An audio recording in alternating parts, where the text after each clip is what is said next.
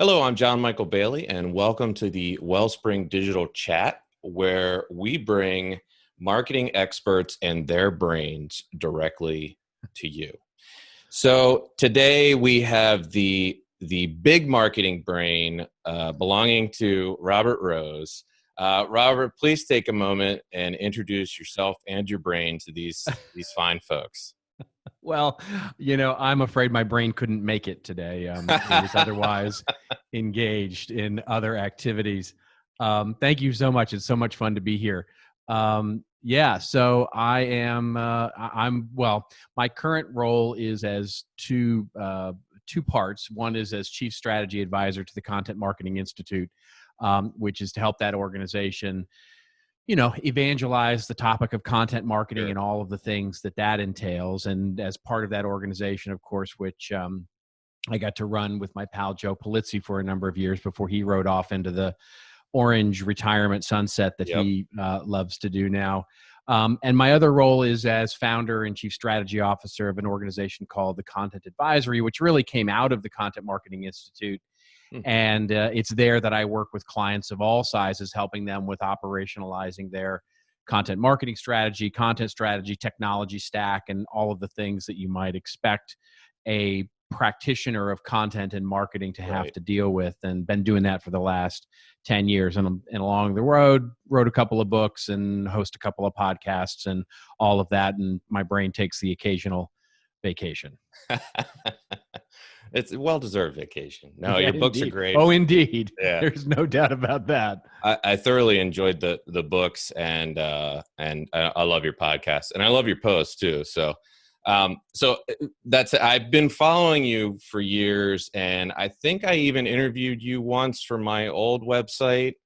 Yeah, for Yeah, the you did. Yeah, I we did, talked a number of years ago. Yeah. yeah, but not on video. So this is our first No, video. no, this is a whole new Yes, world for all of us, right? I whole mean, new this world. is This is this everybody's is this experiencing this for this does not come easy. This is it's a lot of work. So I'm very excited to talk with you, to talk some marketing.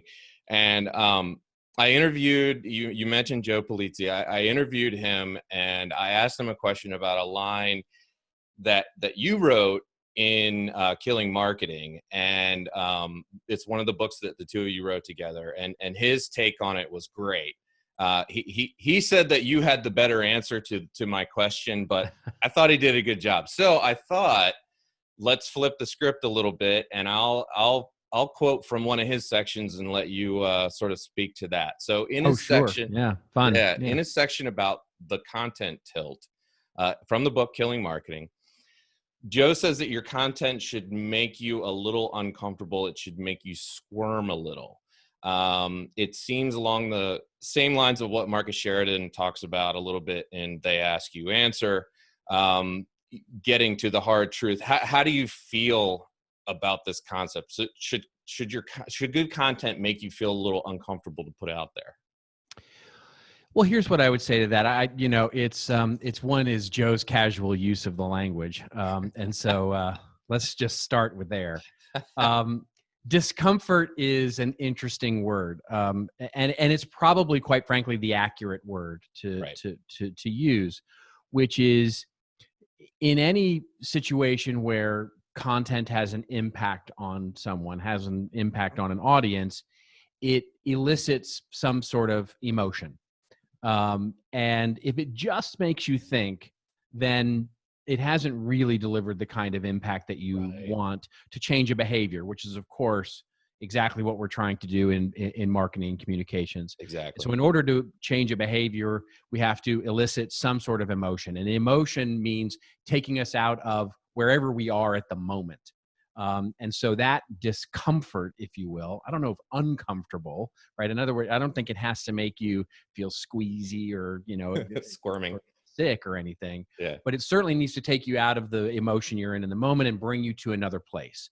So that might be laughter. It might be disbelief. It might be challenging. It might be crying. It might be inspiration. There's all sorts of, other things that are bringing you out of that, emotion that you're in the moment, that the content should be able to do as a goal. So I'm totally on board with that. And I think that's really what Marcus is getting at as well, which is, he comes more at it from a sales perspective, which is challenging an idea. So all of it comes back to having some sort of point of view, right? Having some sort of unique point of view that you're trying to make in the content. If all you're doing is basically talking about what everybody else is talking about, and then there's no real reason for that, your opinion, to exist out there. What you're trying to do is express a point of view that illuminates some truth to someone somewhere. And so thus, in order to be willing, in order to be right for someone, in order to elicit that emotion, we have to risk being wrong for someone else.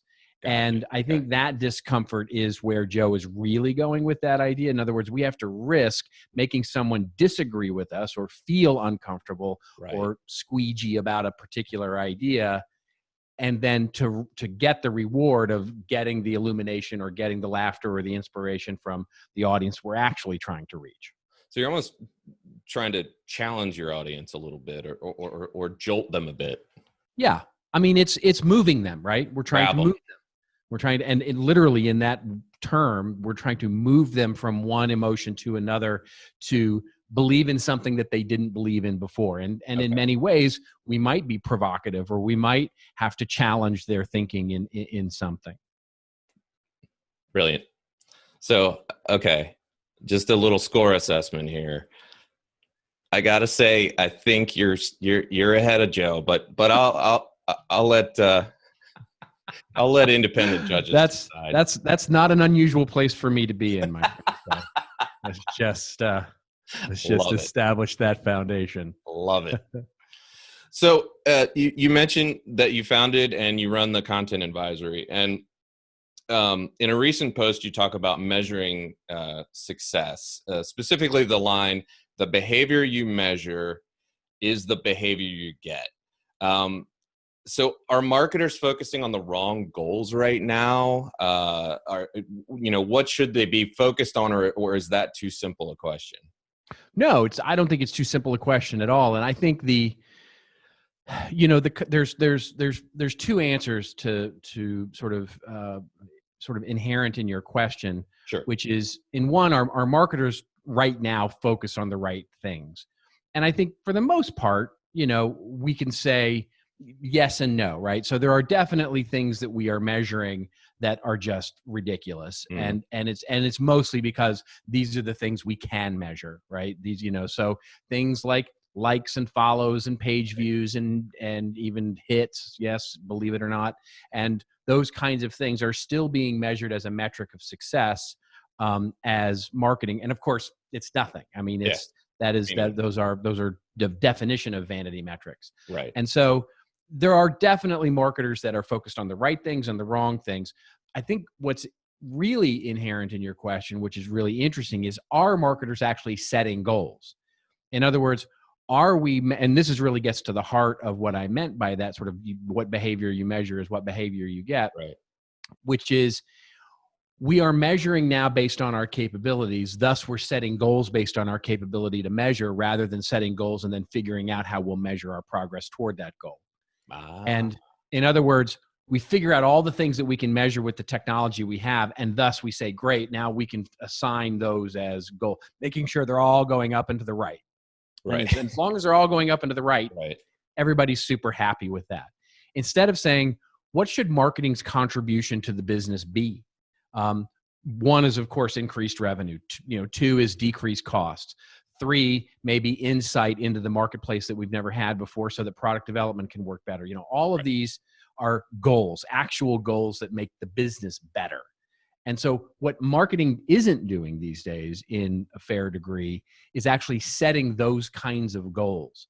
It amazes me that I'll walk into, and I know this is sort of OG, sort of thing, but I'll walk into a business and say, tell me about your integrated marketing and communications plan. And people will look at me like I have 5 heads. We don't have time to do that. They'll say, what now? we have to drive more leads. Why? Why do you have to drive more leads? Right. Well, because I don't know. Right. And so one of the things that we have to do, Ann Handley talks about this a lot in terms of, sort of the slow cooking method or the slow food move. We do have to slow ourselves down in order to really take a good view of the landscape to where we want to go before we can draw a map to get there. Great. So this piece is probably one of my favorites that you've written so far. The title got me. So it's a piece that you wrote for the Content Marketing Institute titled, "Your Audience is Not the Same as Your Marketing Database." I love that. One line in particular that just hit me like a smack to the forehead was, audiences are a multiplier of efforts. I absolutely love that line. So there was a lot in this piece. It was great, and it is worth the read. But I wonder if you could sort of dive deeper into the concept of audience value versus marketing database value. Sure. I mean, and this is common, right? We this is very common in B2B marketing, especially Sure. where we gate a piece of content and, we put that piece of content out there and we get a transaction with someone who trades some of their data for access to that piece of content. Now, this says nothing about the value of the content. The content may be crap. The content may Right. be extraordinary, right? That says nothing. What it says is that we've marketed this piece of content in a way that someone will exchange their personal data for it. The Right. challenge is, of course, is that we immediately see that as opportunity, right? We immediately see that as lead, qualified lead, get a sales guy on it. We're gonna start attacking it immediately. And the point is that that's probably absolute worst time to call someone. Not even just not the best time. It's probably the worst time, because that person has just traded their personal information for some sort of future value, which is hopefully the quality of whatever it is that you're going to give them in this download. So they've made a promise, right? They've made a bet that I'm going to give away my information and I'm going to get value in return. And what you're telling them by having a sales guy immediately email or call them is, it was never about you. It was always about us. Just kidding. How do we get value from you? Right. And so the idea is that when you're creating an audience, whenever you subscribe to a TV show or you subscribe to an app or you subscribe to a magazine or a newspaper, you're not subscribing to the thing that you got. You're Right. subscribing to the future value of what it is that is Right. going to be promised to you. That's creating an audience. Now, once we've established that there's a difference between an audience and transacting for a piece of content, now we say, what is the value of doing that? Because isn't marketing just basically getting transactions and leads into the pipeline? No. The value of an audience is that those are people who want to hear from you. You're delivering value to them. They are your customers in a way. And so the best way to describe it is, how can we start to use and leverage the asset of a bunch of people who want to hear from us, enthusiastically, emotionally want to hear from us, to our benefit? And that benefit can come from a number of ways. The simplest and easiest way I explain it is, I'll talk to a CFO and I'll say, tell me about your marketing database. Oh, well, there's 25,000 in them. Great. Is it Mickey Mouse at gmail.com? Give me the damn white paper at gmail.com, which is mine, by the way. If you see that in your marketing database, give me the damn white paper at gmail.com. That's awesome. Or is it first name, last name, accurate information about where they are in their buying cycle, their budgets, their phone number? Would that be more or less valuable? And the CFO always says, well, of course, that would be even, less of them would be more valuable. Right. Because you can now use that for targeting of ads to do lookalike advertising. The perfect example of this was when I was CMO of a software company, and there was a guy named Dan. And Dan was a customer who came in as an audience member. Okay. And he came in, he subscribed to our blog, he subscribed to our white papers, he came to our events. We got to know him, right? We got to know him as, oh, it's Dan. He never bought one thing from us, never talked to a sales guy. The reason was because he was never able to make the business case for our particular brand of product to his bosses. And he went from job to job to job. And he recommended us into 4 different clients. We closed more than $1.5 million worth of business from the recommendations of him sharing our content, talking about us in really nice ways, and all of that. And he was never once considered a lead or an opportunity. That's the value of an audience. That's the value of, if I can build 1,000 Dans out there, Yeah. you're building a multiplier to your marketing that you just can't duplicate. It's almost like having a virtual sales force for you. Exactly. That's It's a even more multiplier to honest everything you do, yeah. from savings to PR to getting reach to getting frequency to get all the things that you learned in classic university marketing. An audience is a multiplier to that. That's such an important lesson. I think every marketer needs to be hit over the head with that in a loving way, you know. So if you'll permit me, I want to ask a question that you asked on a recent podcast. The question is great, so I don't butcher it. Can you explain your flat Earth marketing concept, and then give me some of your favorite examples? Sure. Yeah. Well, I mean, it's one, by the way, I'm just starting to explore. So, I mean, for some reason, the term really resonated with me. And I was inspired by, I was reading some article literally about the people who are out there and still believe that the earth is flat, and all of the excuses. I don't know. I'm still on the fence, you know? Yeah, really? Okay. All right. Yeah. Yeah. You still, yeah, well, that's all right. The whole gravity thing, I'm still working through that. Yeah. I'm still but the fascinating thing to me wasn't the fact that they don't believe. It's the fascinating thing is to me that the mental hoops that they jump through to squash down the evidence, right? That's the most interesting thing. And we see that in marketing all the time from sort of, marketers that are out there, who will squash or keep alive practices that we know are, and it's not modern marketing practices that have sort of gone the way of the dodo, right? Print advertising and stuff like that. No, there are marketing practices that were always wrong, but for some reason refuse to die. And the classic one of my favorites is it's actually a sales more than a marketing practice, but it's the quarter end discount. Basically for years and years and years, B2B businesses will proactively have an end of quarter campaign where there's a big discount, and sales guys come to depend on it, right? Where they can really relax the terms of contract. They can discount more deeply than they normally do. Why? To make sure that we're pulling all that revenue over the end zone line, before the end of the quarter. When study after study after study after study shows that it not only weakens your position in the marketplace to do that, 2, you train your customers to just wait till the end of the quarter to buy from you. 3, win rates actually decrease by 51% when you do that. Wow. All that evidence stacked up, and businesses are still like, no, that's how we do it. This is what we do. The gating content, gating leads for, and calling them leads is another one. We're just buying lists, buying email lists is, yet another one, right? We still buy email lists, even though it's against the law to do it. We still do it. It's, it's crazy some of the stuff that we still do in marketing because we just have been doing it. Yeah. It's it's also the quarterly sales thing is also training your salespeople to just wait to the last minute to bring in all their numbers. Well, they know that they don't need to work that hard until 4 or 5 weeks before the end of the quarter, because then they can go to that customer and go, listen, it's going to be cool, man. We can discount you like 20% if you just wait. Yeah, it's discount season soon. Right.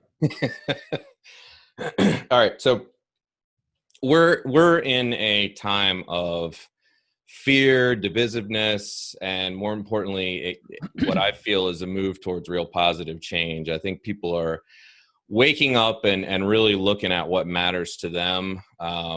Should marketers be paying attention to these things? Do they need to talk about COVID, about Black Lives Matter, about Me Too, and the other issues that are out there in their content efforts? Or does it come across as sort of self-serving and lobbing onto a cause? Big question. Yeah, yes and no, right? I mean, there is no good pat answer for this. Sure. The real answer is you do so as long as it's part of your brand's story, right? And so, and I use that, sort of hashtag apostrophes matter, right? Your brand's story, if that includes helping people figure this stuff out or having a point of view or, on this, then God bless you, go do it, right? I mean, it's the thing to do. If you don't, forcing that into your brand story will never come across well. Right. It just won't, you know. And so forcing that into your content. And the other thing is that understanding the lens of your audience as Right. well. In other words, it's not just if you want to say it, it's what it is that your audience needs or wants to hear from you on that particular. And so understanding your audience, you know, already important, just ratchets up another 25 notches in importance there. And the example I often use is, look, you've got to be conscious of this. If you sell something that you're not even going to touch any of these issues, but your thought leadership is helping them with something else, just be very aware of what it is you're helping them with in this moment. And Right. in other words, the metaphor I sometimes use is, you know, when someone is drowning is not the time to send them a brochure on the top 10 things to do to learn to swim, right? And so you don't want to Right. teach someone about fire safety as their house is burning down. And so Right. be conscious of what it is you're teaching, inspiring, entertaining in the moment. Revisit that content calendar and understand what it is you're saying in context with the lens that your audience is currently looking through.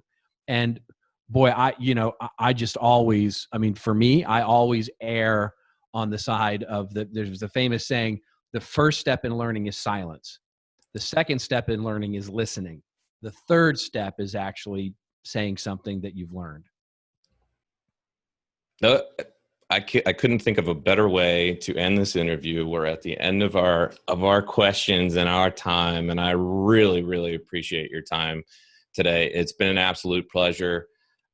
There's so much in here that I think marketers will be able to use and think on and maybe challenge themselves a bit. So I really appreciate it. Thank you. It's absolutely my pleasure. Thank you so much for having me. It's been a blast. Stay safe out there, and we'll see y'all later.